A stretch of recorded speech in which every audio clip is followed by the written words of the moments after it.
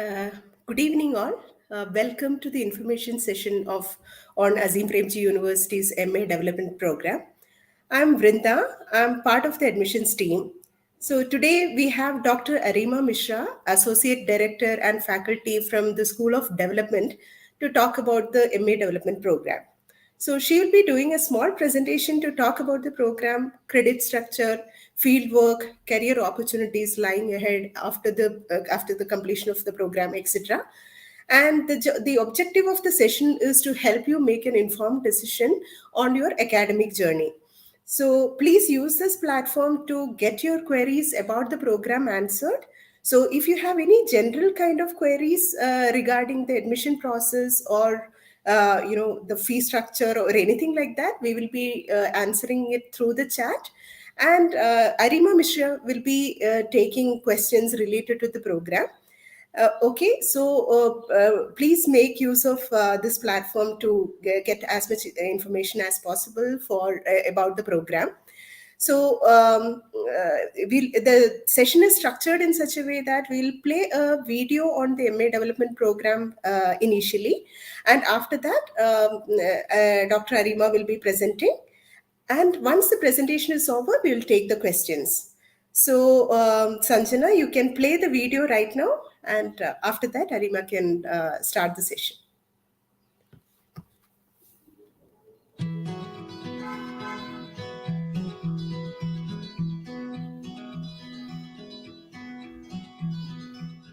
I think this is a great place for students to engage with some of the more intractable problems that people and the planet are confronting today. The importance of this program has always been there. In recent time, its importance has gained momentum, and largely due to the kind of situation that we are living in. Mass poverty, malnutrition, the pandemic, and ecological crisis. And all these things require a multidisciplinary approach. And that is what we bring in through this program. This is a place that allows you to engage with critical scholarship and practice. So you study the same problem from the perspective of sociology, from the perspective of political science, from the perspective of economics and ecology. I was very keen on making a change into the social impact sector, and I wanted to get knowledge that was holistic and also multidisciplinary, which is why I ended up choosing the Masters in Development course at Azim Premji. The course is quite challenging. It gives you different perspective for many world problems that we are facing today. Development studies in Azim Premji University is designed as a combination of both theory and practical experiences. As coming from a completely theoretical background, it is very different for me to learn and to experience these ground realities, which is very important to make overall changes in the society. The theory part of our course is followed by a 2 weeks immersion in the field for students, which they go to rural India, stay there for 2 weeks with communities to understand the caste, class, and the host of environment in which they face. We also have what we call as simulation exercises, which puts the student as a day in a life of a farmer to see from his position what are the decisions he takes. These visuals and their lived realities are brought back to class to discuss what they encountered, also to challenge the theories which was taught in the class. Being a development department and a university that cares about building an equal and just society, we really care about getting diverse perspectives into the classroom. So for instance, you'll often find in our classroom students from engineering to literature backgrounds who will always draw on their own lived experiences.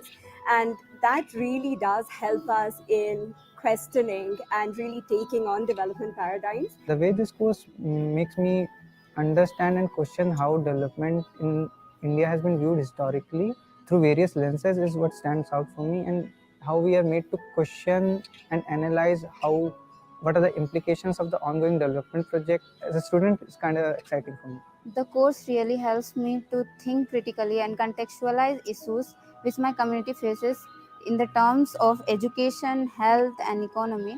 I want to contribute to my society, and this course allows me to inspire other tribal girls in my region to follow their dreams. So, a lot of our students aspire to make change in the world, and I do have to say they have managed to pick careers where they're able to do that, sometimes working in large national non-profit organizations. And actually, sometimes also by starting their own enterprises. Some have gone on to participate in movements and campaigns as well. So, we have a wide range of things that our students manage to do. The key takeaway is also the students have a deep understanding about the social cultural aspect of our country. So with this deep understanding, we hope that the students take a very critical and informed action on the field.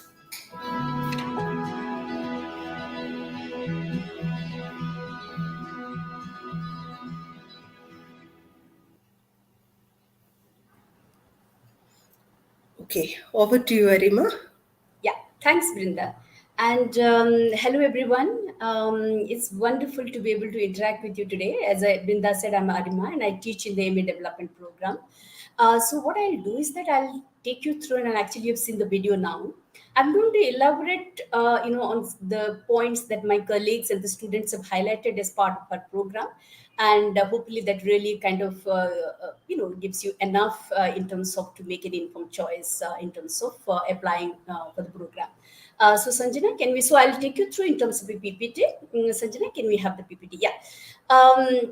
So this is about our M.A Development Program. The next one. Yeah.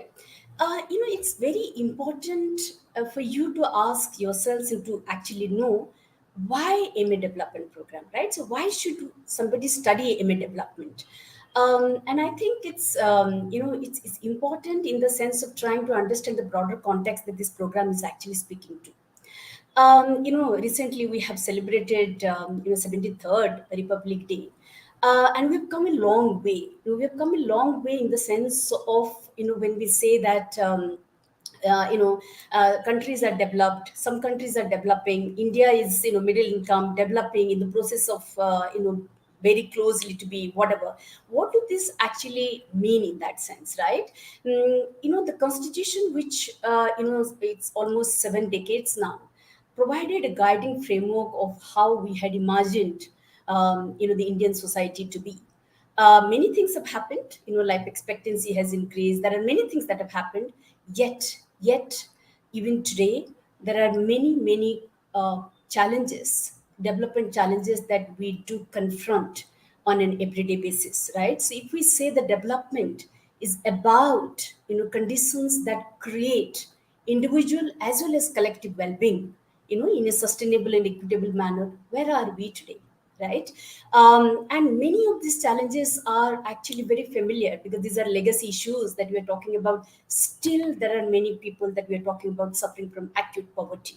Many children are still unable to live beyond 1 year. So when we talk about infant mortality, so malnutrition, or even different kinds of, whether it's gender, caste, or other kinds of violence that we are talking about. Unfortunately, the COVID pandemic actually, made it distinctly visible. Not that it created it, but it just made it visible, the kind of sharp inequalities kind of a society that we are living in. Some of these, as I said, poverty, malnutrition, a number of these issues in terms of livelihood have been there for a long time that we are trying to address, but also many things that are emerging, particularly, climate related challenges. Some of it we are realizing it now, but there's a lot more that we need to kind of, grapple with in terms of how we are going to deal with this.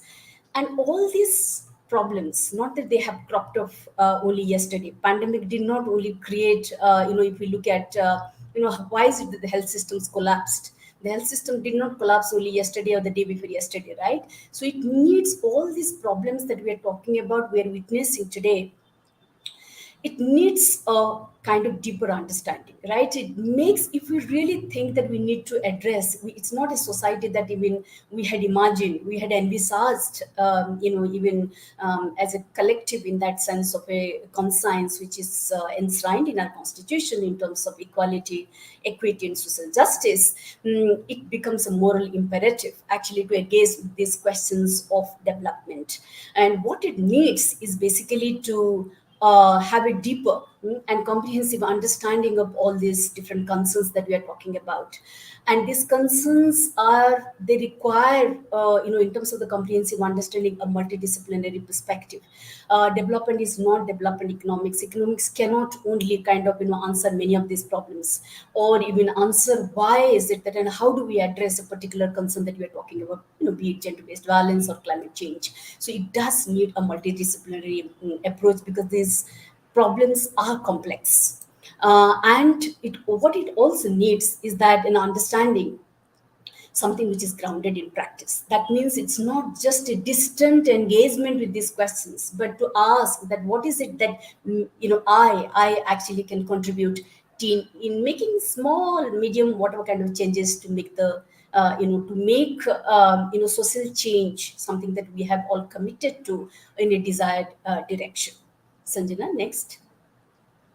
And hence, following from this kind of a almost like an ethical imperative, the what the program actually is committed to and what it aims to do is to create a cohort, cohorts actually of development practitioners, development professionals, who have these kinds of perspectives that are historically and socially grounded. Because as I said, that many of the things that we are witnessing now have not really kind of happened in the last 1 month or 2 months, right? There is, and it's important to ask. So if you're talking about the humanitarian crisis, for example, this whole question of the migrants, it requires layers and layers of actually questions, be it in terms of what is happening in the rural India, what is happening to agriculture, what is happening to urbanization. There are many, many questions, right? What is happening to the different kinds of policies that we have addressing many of these welfare schemes that we are talking about.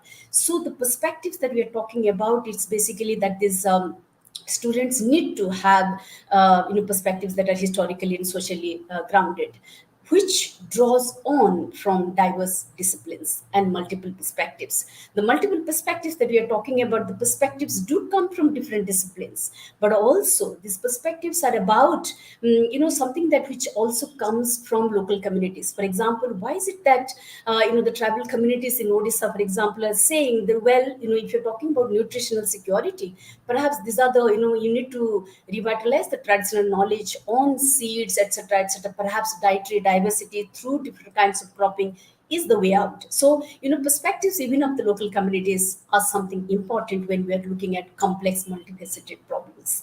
And that's the first thing that it's trying to do in terms of the kind of perspectives that we train our students with.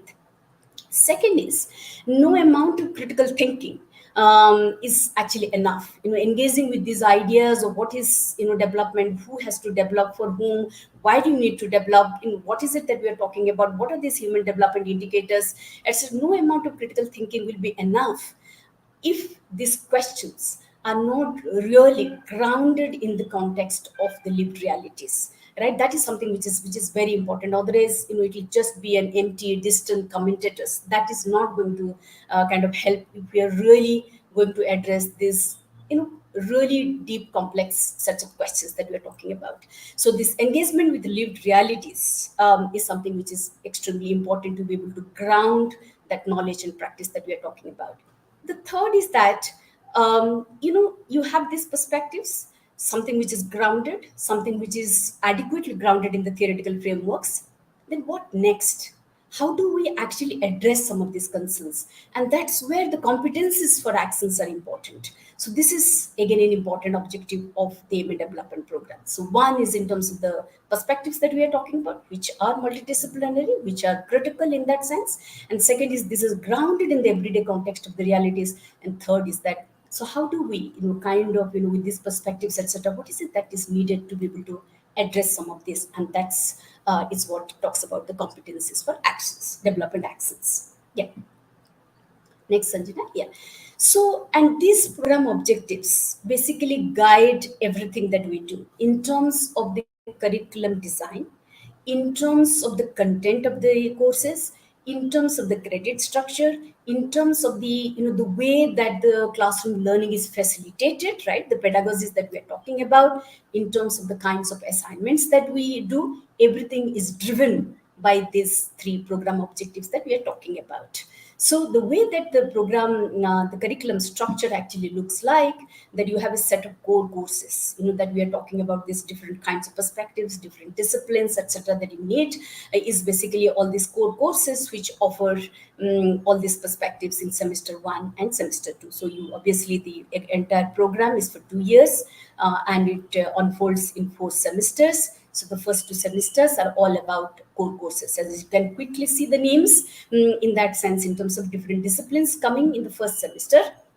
The second is a lot more trying to address this whole questions of, how do we engage with different ideas of development? What has been tried out, right? Why would you kind of, what is the role of the state? What is the role of civil society? What is the role of, the market in that sense, right? So how do we understand these things? Why certain kinds of models should work?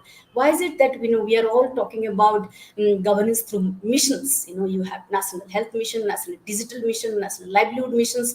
What does it actually tell us? How did we come from a certain kinds of a policy framework to a certain kind of governance? All these questions that you actually deal with in the second semester. The whole idea is not about, when you're talking about trying to understand these concerns and its complexity, is not to say that everything is very complex. It's also trying to understand that what has been tried out, what has worked. See, with all these concerns, we also know that we also have, and we are proud of that we also have something called a Right to Information Act, right? And which has gone a long way when we're talking about accountable, transparent governance, right? There are many, many different kinds of things that have been tried out, and have made different kind of visible impact, right? And in trying to understand what has worked, how has it worked, and what are the challenges. If somebody has to say that, well, this worked here, perhaps one could try it out here. So, social interventions also tell you what are the possibilities in terms of development actions that have been tried out, state, non-state, all kinds of interventions. And the next 2 semesters, all about electives. As you can imagine, development is a broad domain, right? So it's about health, it's about livelihoods, it's about sustainability, it's about gender, it's about many of these kind of subdomains in that sense. So the electives actually offer a range of these interests, so that students, with a larger kind of a development framing, could say that, well, I would like perhaps, more of, I want to contribute to livelihood, or I want to say that, well, I don't want to be specific to any specific livelihood, health, or sustainability, etc. I want to actually do a combination of all this. So it's basically the range of electives that we do offer every year, about 56 to 60 kind of electives for students to realize and discover the kinds of their own interest areas. What is something which is important here, and we'll come to it a little later, what is distinctive, as we have said, that all these perspectives that we are talking about need to be grounded in the everyday context. And that is why whatever that happens in the classroom speaks to the context that is outside the classroom. That's where the everyday forms of life actually are unfolded. So that is where the field engagement component that we are talking about comes almost in every semester. So that, and for us, the field work is not just the field engagement. We don't call it field work. Field engagement is not just something that we do in addition to classrooms, but the classroom learning and the field learning, they really speak to each other, and there's a constant back and forth between the learning from the field speaking to the classroom learning speaking to the field. That's how this is actually designed. We also want, when we're talking about reflective practitioners, we also have exciting open courses, and these are not really kind of academic courses in that sense, and it's all about bird watching to classical dance to music to cinema to all kinds of courses. It's about 4 credits, so 2 courses that people actually take across the different semesters. Yeah, so Sanjana, can we move to the next one? Yeah. So in terms of the field engagement, as I said, that it almost comes after every semester, and the field engagement actually progresses in terms of the amount of credits that it has. So it begins with field immersion, that as you can see, it's about 2 credits, where students in groups. So the modalities in terms of trying to learn in groups, because the diversity perspectives that we are talking about does not just come from the books in that sense, but also from each other, because people come from different backgrounds, different people have a certain way of looking at it. So how do you start engaging with different kind of perspectives that even students come with? So the field immersion is necessarily done in groups, and they go to kind of different parts of rural India, and that comes in semester 1. Then at the end of semester 2, students are placed in an organization. The whole idea is trying to understand the world of development actions through an organization by being part of a specific development action that the organization is involved in. It can be anything from a monitoring and evaluation to documentation, to a movement, to a, maybe students are just placed with a panchayat. Wherever development actions are happening, all are part of our internship. So students go to, we provide a list of all these possibilities, and students choose from that list. So that's about the internship, and which is then followed by, something is a little more independent, where students figure out a specific development concern that they want to work with. And this is closely guided by a faculty mentor. It's quite substantive in that sense of the amount of time that students spend with. So currently, students are actually doing their winterfield project, and in different parts of in the country. So that's about the winterfield project, which is 8 weeks of field work, but the process, everything, the proposal, etc., starts much early. And then when they come back, they're going to analyze and then actually share their work to their peer community. We invite others, to listen to their work. So we do it in a kind of a mela mode. It's called a project fair, and which is going to happen very soon.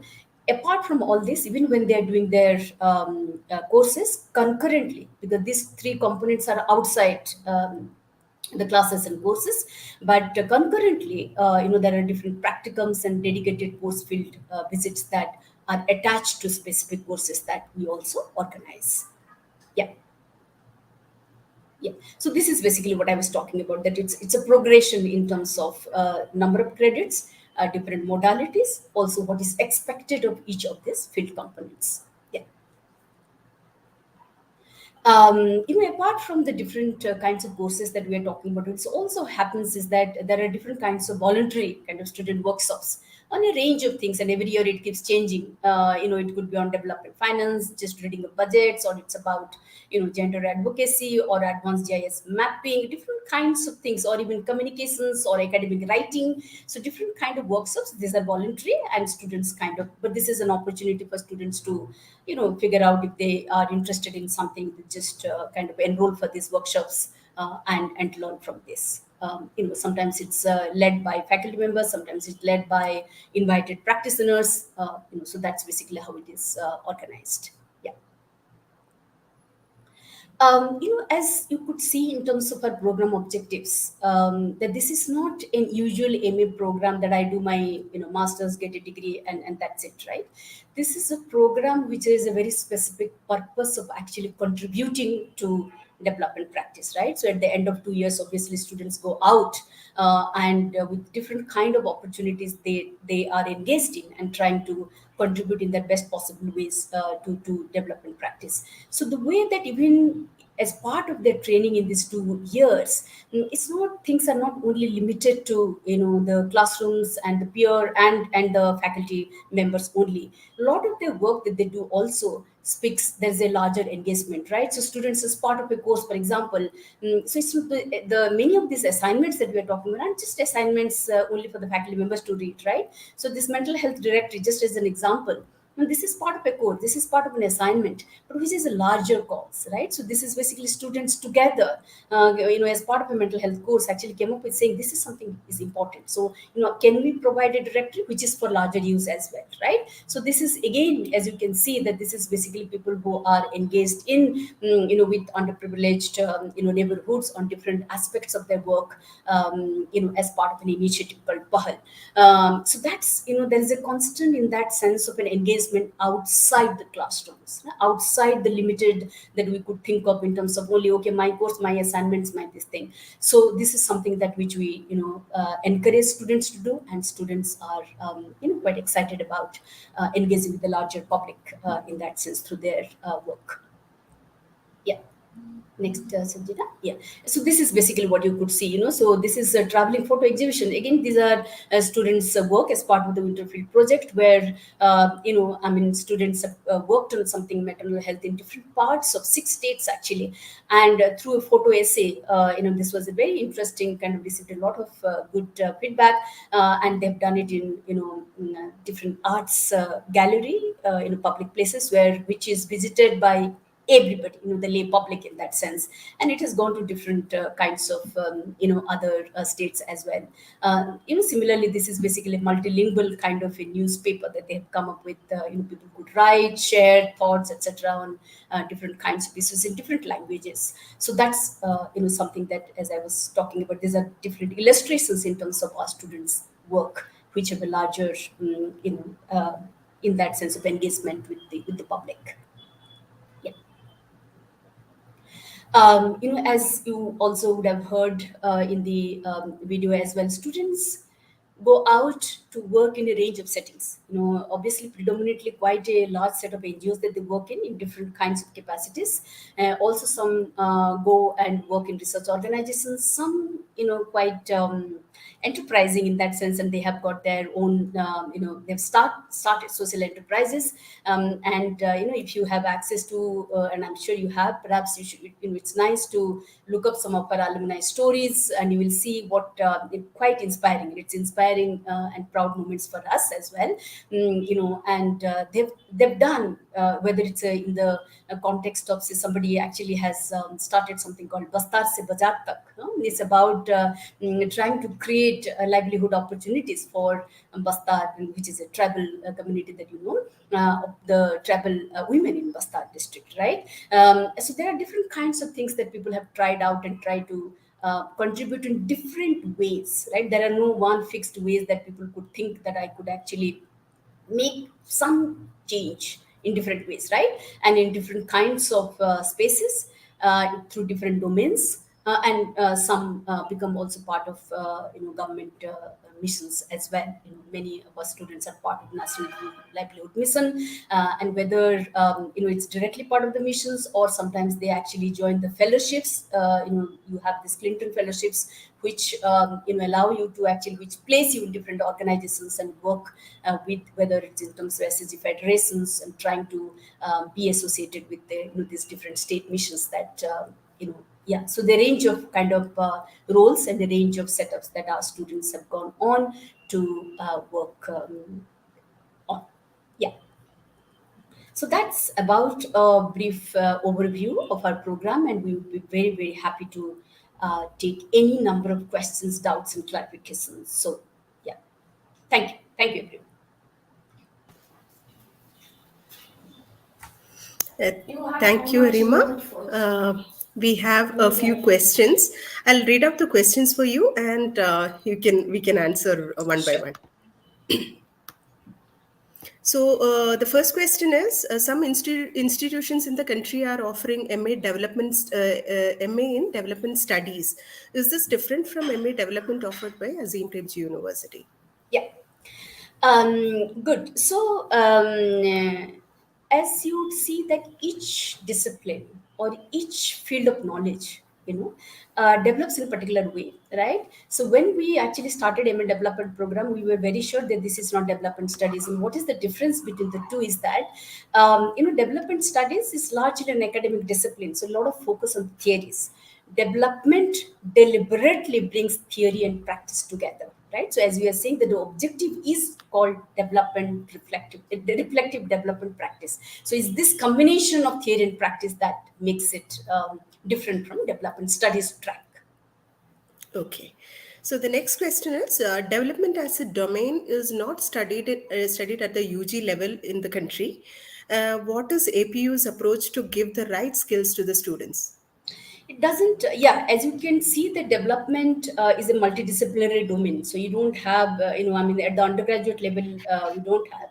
But that doesn't, prevent anyone to actually join an MA development program at a PG level, because we started afresh in that sense, asking this whole question of how do you engage and what is development in that sense. Not having a prior degree obviously we don't have development, doesn't. It's not a handicap in that sense, because the cohort that we have, the students actually come from very very different backgrounds, and we do encourage that. You could be from IT, you could be from economics, you could be from agriculture, you could be from journalism, doesn't matter. Yeah. Okay. Okay. So the next question is, do you see working professionals coming from IT sector joining the MA development program? How do you see them transitioning their career after completion of the program?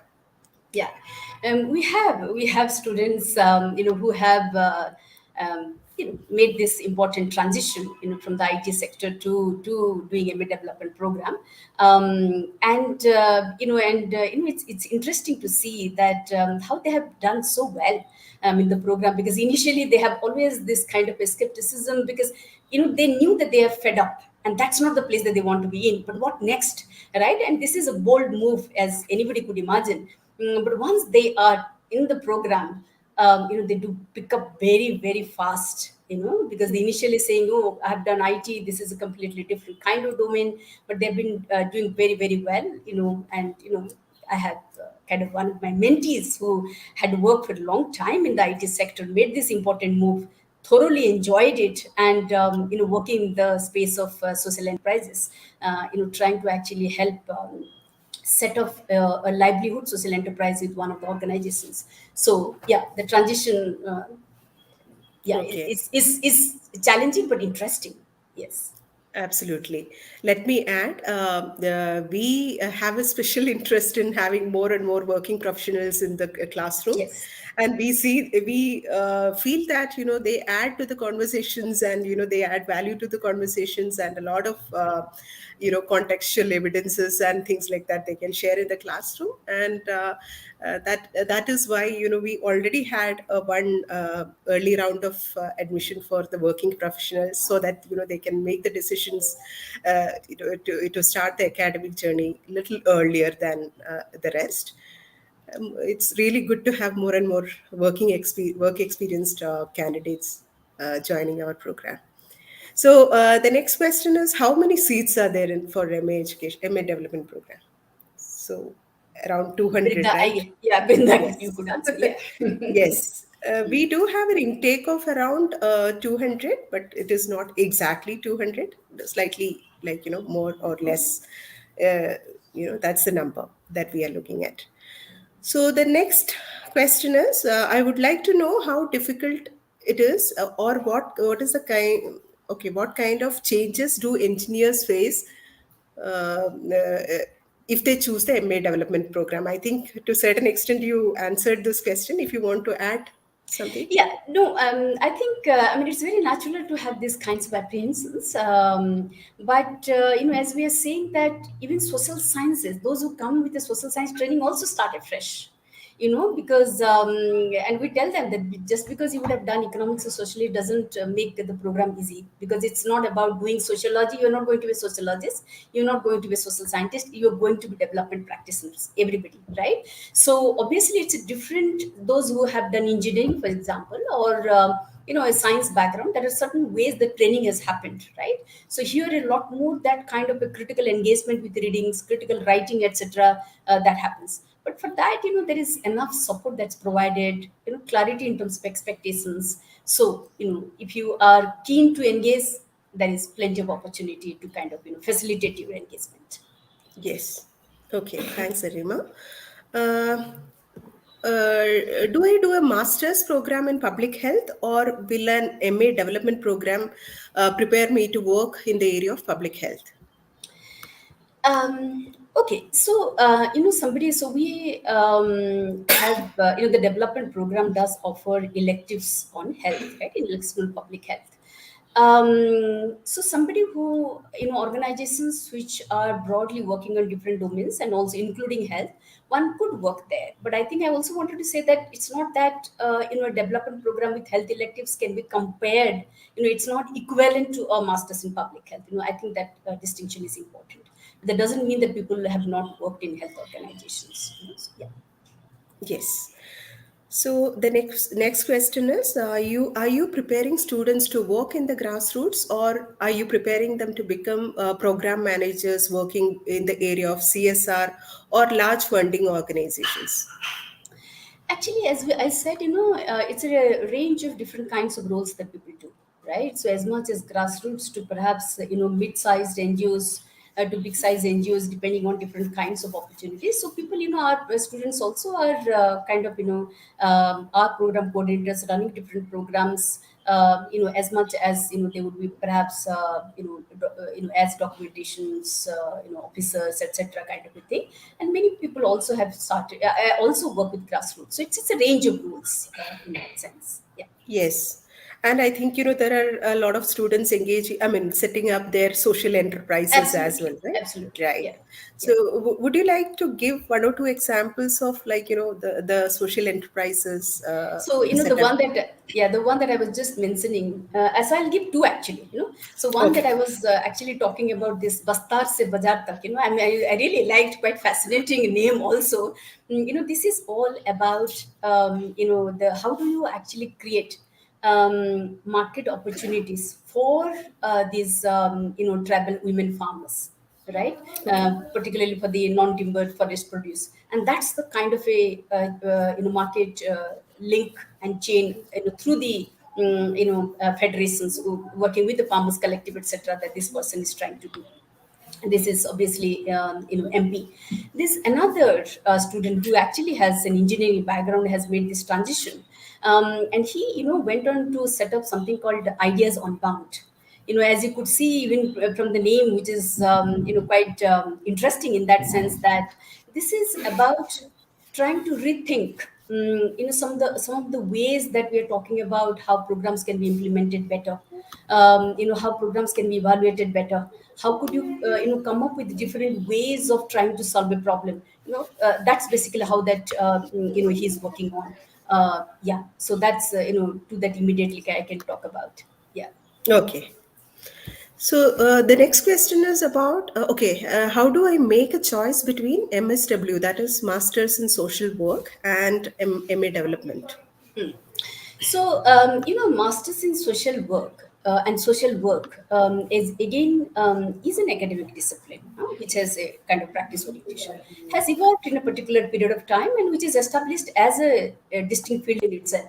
But it's a discipline unto itself, right? But development, when we're talking about, is necessarily multidisciplinary, right? Necessarily engage with economics of development, sociology of development, ecology and development, right? So both that really makes it very different. And also the theoretical engagement in development is much more, much robust in that sense. And because even if the focus is on practice, which looks like it's similar, this practice that we are talking about in MA development is necessarily theoretically and methodologically grounded. So that is why sufficient engagement with these theories is very important. Yeah. Okay. So I have done BSc Mathematics. Will someone with a science background be able to manage the rigorous social science curriculum of MA Development? You should ask this question to yourself, the candidate, in the sense that if you're convinced that you want to do MA development, you want to make this transition, nothing is impossible, right? As I'm saying, that many students come from biology to agriculture to physics to everything, right? So, yeah, it just kind of needs that kind of a dedication. Nothing is impossible, and students have done it. As we are saying that, our students are kind of diverse backgrounds.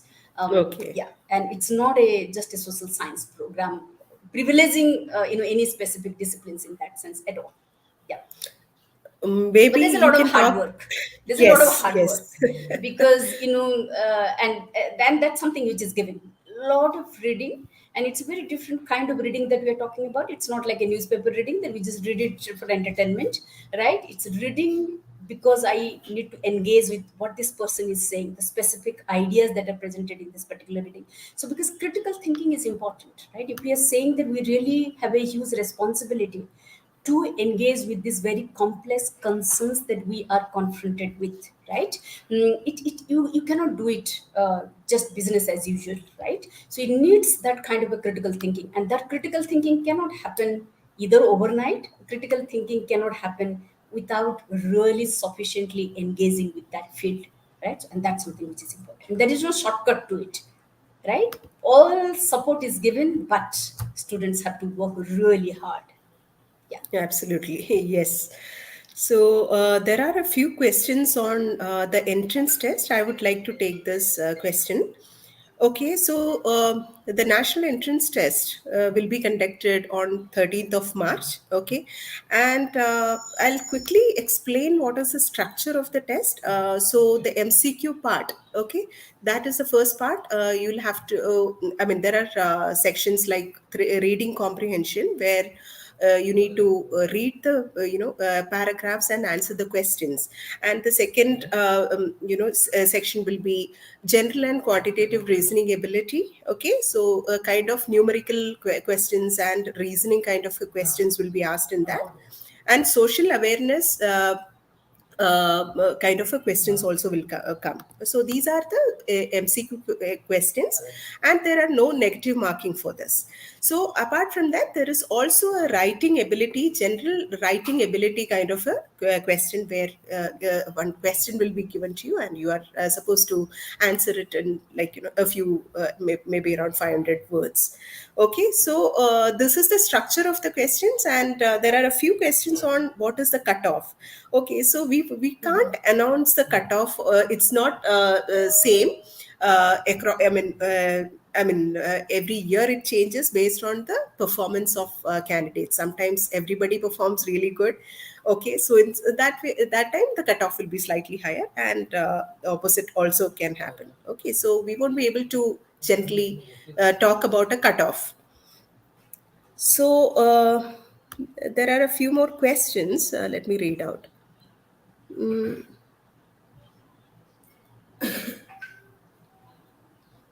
So, is it going to be online or offline? And how is the if it is online, what is the experience it's going to be? So, Arima, you can talk about this Online means, I mean, the program. program.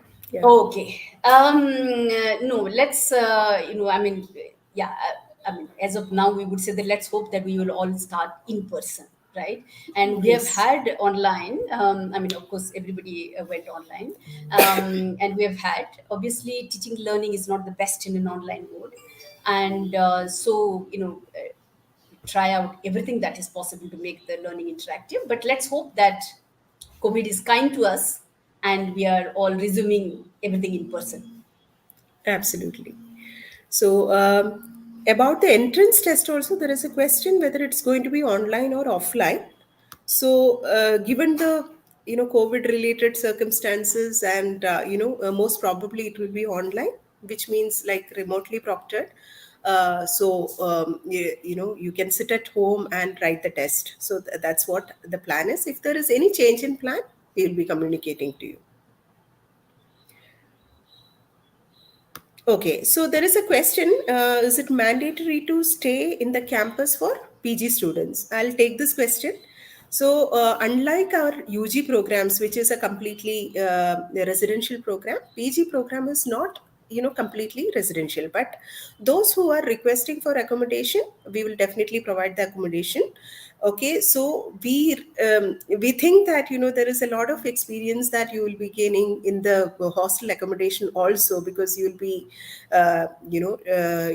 spending more time with your classmates, engaging in discussions, etc. So we encourage our PG students to stay in the university accommodation, but definitely it's not a compulsory thing. You can choose to stay outside also. So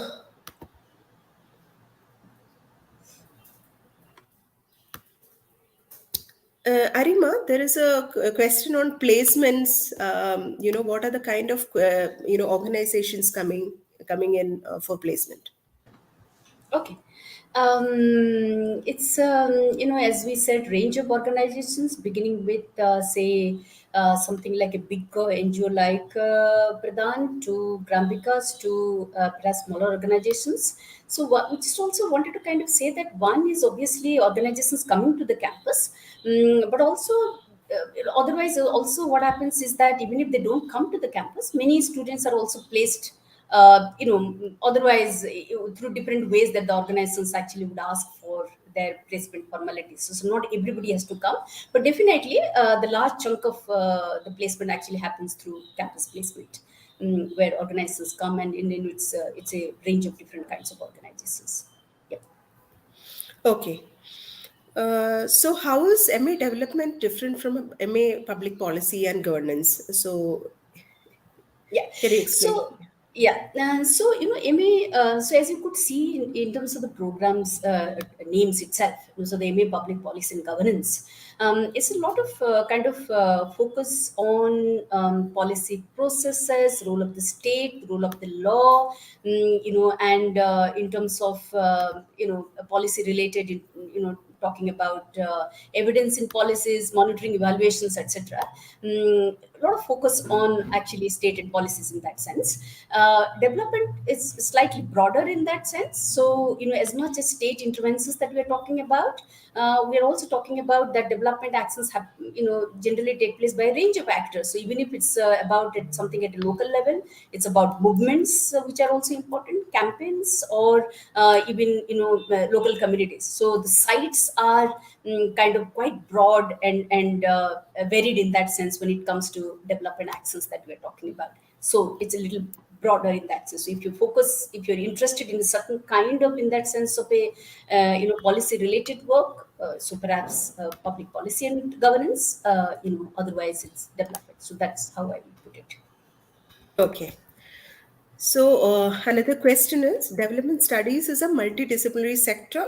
Do students get aid in deciding the different roles and responsibilities? So, this is not very clear to me. Maybe the question is like, since this is a new area for many people.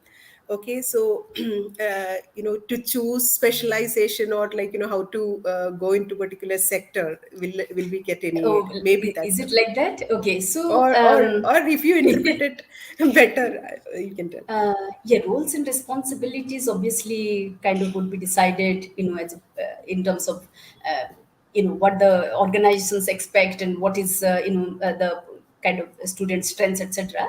But if it's a question of how do I decide, because it's about a in the sense the domain has health, livelihood, gender, etc., etc.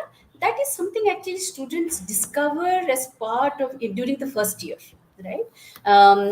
Very very rarely that students who, perhaps those who have already had work experience, are relatively clearer, but otherwise many students discover what their interest, where they want to go, what kind of organizations would they like to work, whether grassroots, whether this, that, etc. They discover during the part of the during the program, right? Because that gives them enough opportunity through interactions with peers, faculty, mentors, etc. They figure out, okay, this is where perhaps my interest lies. Yeah. Yes. So the medium of instruction is English. So will we get any support in English once Yeah. we join? Yeah, there is English language support, which is almost like a 2 credit course. It's a open course which one can take. Um, yeah, so that's the support that we are talking about. There's a lot of kind of students have to work hard, because as we are saying, this is a medium of instruction. I mean, discussions, etc., once in a while in Hindi or any other language, provided others are there in the classroom to be able to translate, is fine, but all reading writing is in English. So as I said, there is an English language support, which is almost a credited 2 credited course that students are enrolled in. Thanks, Arima. So will there be opportunities to work abroad in the development sector after this course?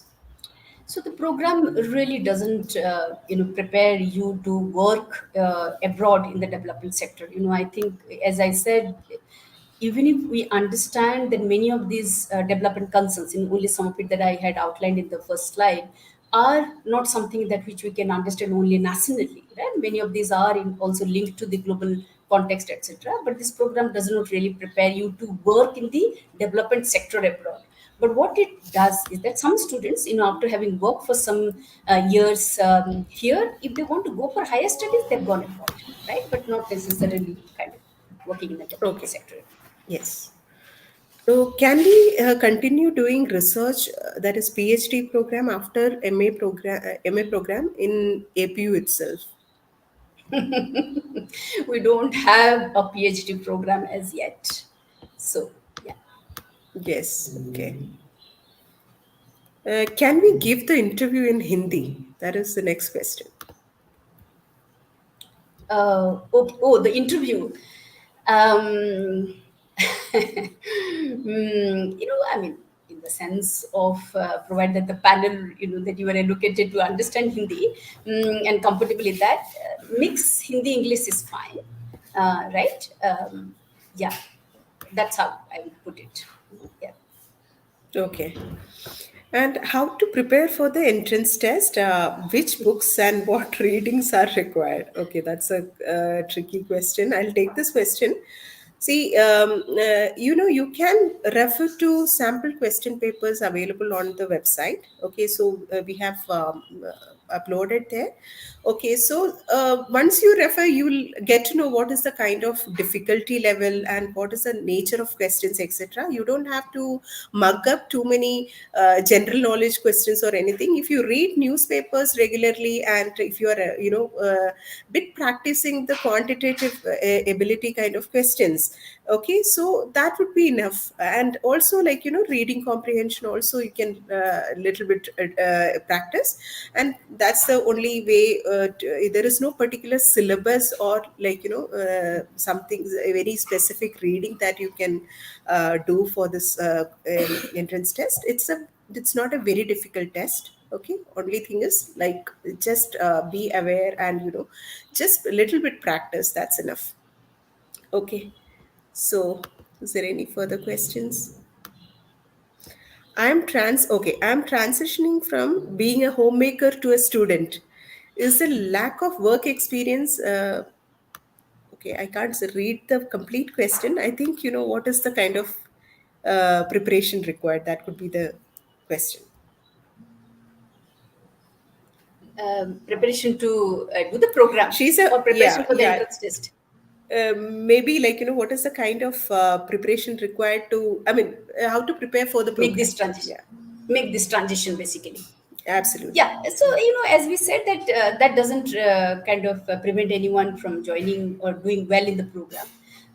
If you are if you are interested and you are listening to your heart, saying that I want to do this, and you're prepared to kind of work hard like anyone, even if not making that transition, I think you should be able to do it.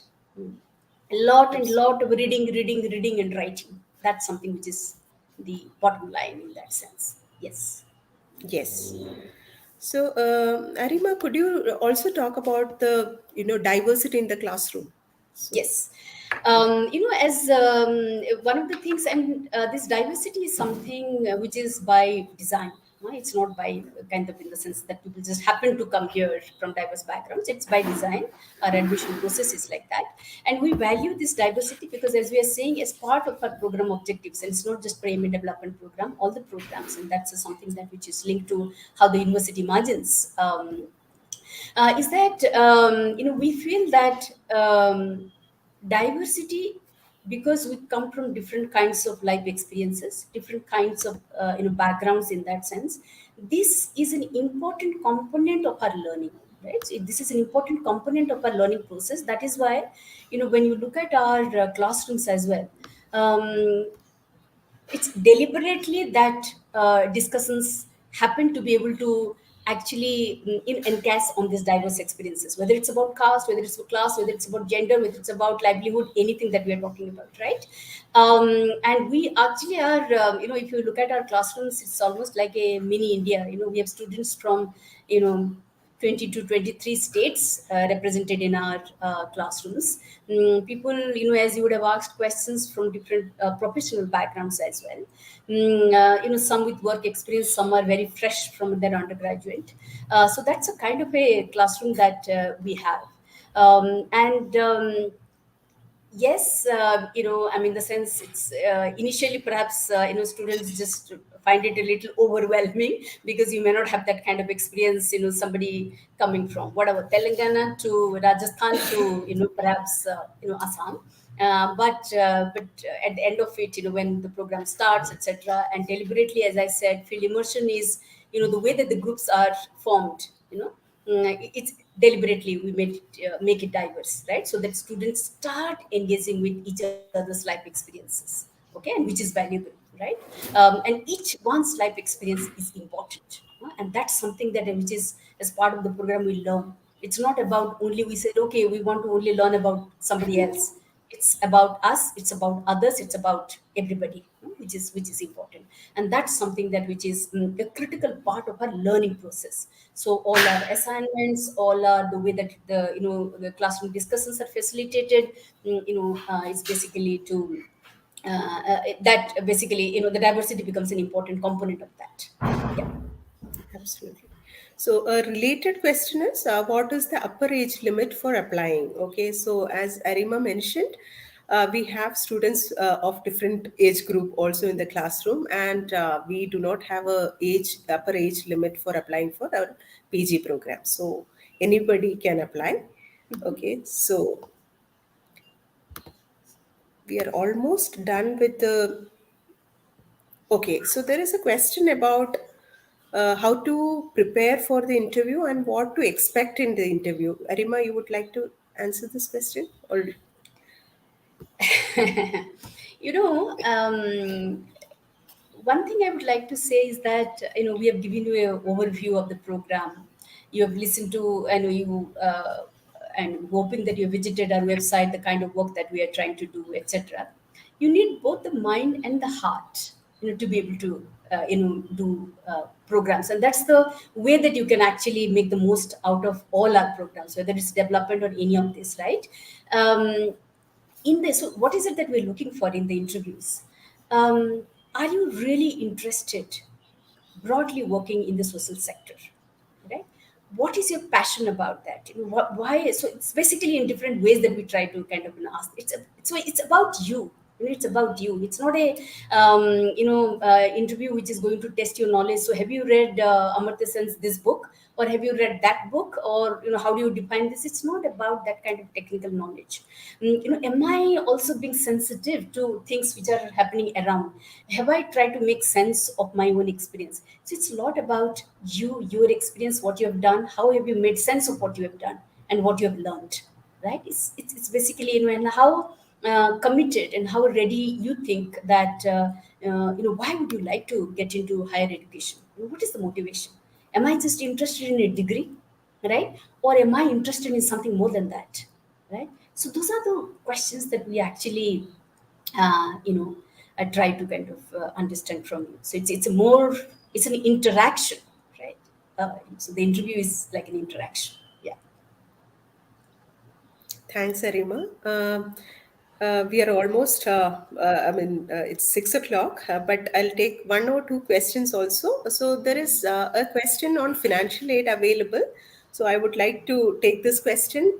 So anyone with an annual income less than 7 lakhs can apply for the scholarship. Okay. So the process is that, while applying, if you would have already, some of you might have already completed the application form. In case you are in the process of completing, so there is a question, like, whether you would want to apply for the scholarship. You can just mention yes, and once the interview is over, and when the selection status is announced.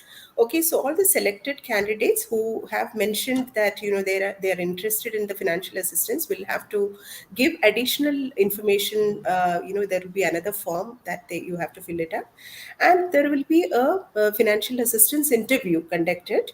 Okay, we'll be asking a few documents also at that time, and based on the evaluation, you will be either getting 100% scholarship or a partial scholarship, which could be like 25%, 50%, or 75% covering your tuition and accommodation. In exceptional cases, we also provide scholarships or support for the food also. So this is how it is, and. Fee structure, everything is available on the website, so it would be, we would recommend that you go through what is written on the website. Okay, so that will help you in understanding it well.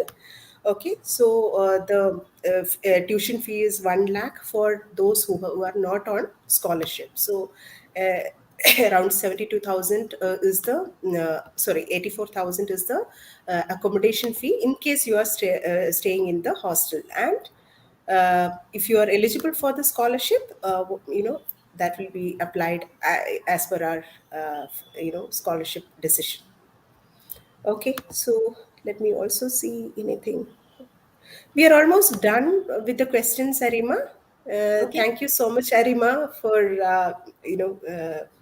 coming as a speaker for this session, and thank you all for participating in this session. And if you have any further queries, please feel free to write an email to admissions@apu.edu.in. We tried to answer as much queries as possible here, and rest of the queries will be addressed through email, or we also have a phone number. You can reach us through our mobile number as well. Wishing you all the best, and let me also remind you, the 28th of February is the last day to apply for the PG program, and 13th of March we'll conduct the entrance examination. So prepare well and wish you all the best. Thank you so much.